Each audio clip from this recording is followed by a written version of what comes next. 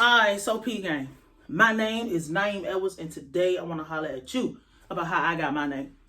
So, April 2015. I had just moved to Boston in January.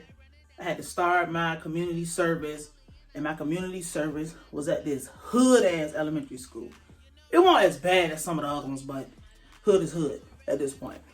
So, I had a third grade class, and what my community service entailed was getting the children who were behind back up to speed if they had emotional problems, behavioral problems, basically like offshore counseling, trying to get everything back up to speed.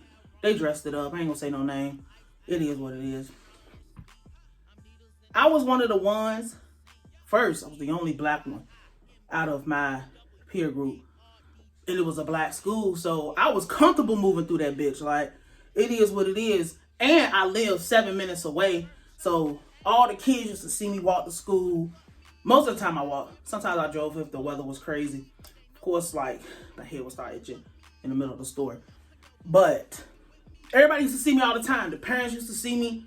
So I was a face that everybody already had knew in the neighborhood, I'm just walking the streets every day, going back and forth to this because I'm new. I don't know nothing about this. So I was comfortable in and out of the school or whatever.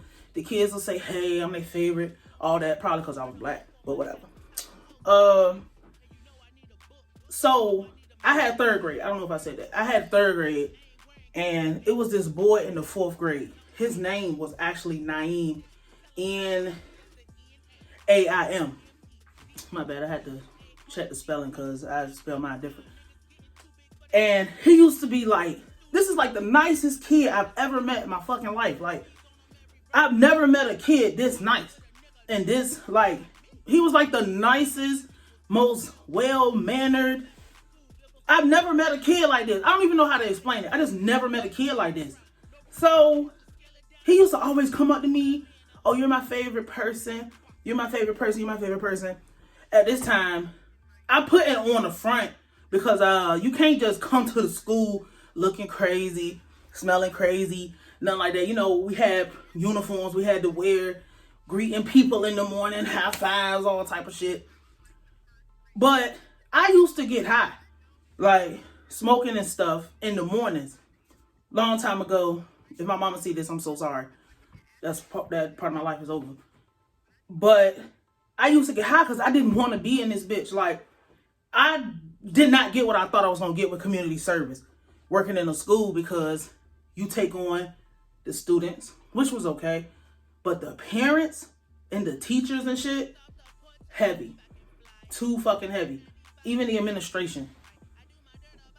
So I used to get high to be like, whatever, like, I'm just in this bitch till I can get out of this program or whatever. And it was one day, it was just like a terrible week already. I had went and tried to apply for a job. They like, no. Of course, the cat was running here. They're like, no, we not fucking with you like that. Got all the way to the end, too. Came out, they already told them everything about me. They're like, no. So I'm just like, bro, like, this little bit of ass money is not working. I was getting like $800 a month, which is good for community service on a volunteer basis. So, couldn't get a job. I had a disciplinary action against me because they claim I yelled. But, bro, these is hood kids. You don't just let niggas talk to you any kind of way. I don't give a fuck how old they are.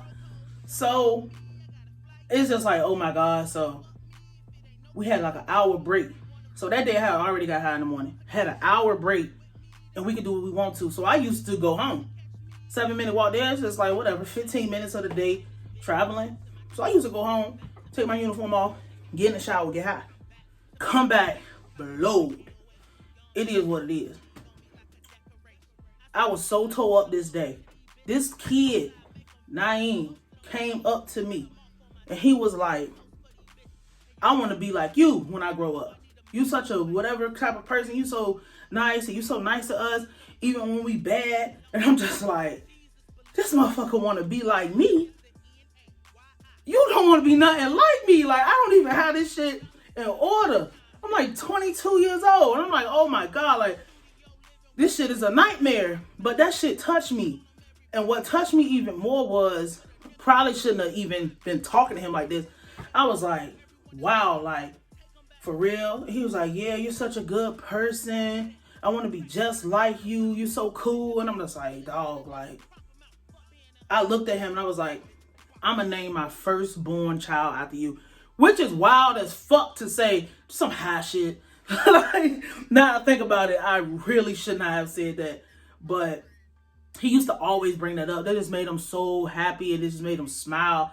It's just like lighting his day in his life. So I was just like, fuck that shit. This shit corny as a bitch. But I'm like, I'm my firstborn child. I'm about to work on myself because this shit is crazy. How the fuck this kid look at me in the worst condition of my life and be like, I want to be like you. And that shit inspired me so much. I'm just like, I got to carry that shit with me. Fuck it. I will never forget that kid. I don't forget most of them fucking kids. I fuck with some of their parents still. Damn. Oh, yeah. I fuck with some of, fuck, the hair in my face. Jesus. I fuck with some of the parents still just because, again, I lived in the neighborhood and I didn't move for a little while. Even after the program was over, I still, like, stayed and lived. So I just took that shit with me because that shit really inspired me and really motivated me to get my shit together. So I want to keep it short and sweet, arriving at the point. Again, I am Nayim Edwards, and that is how I got my name.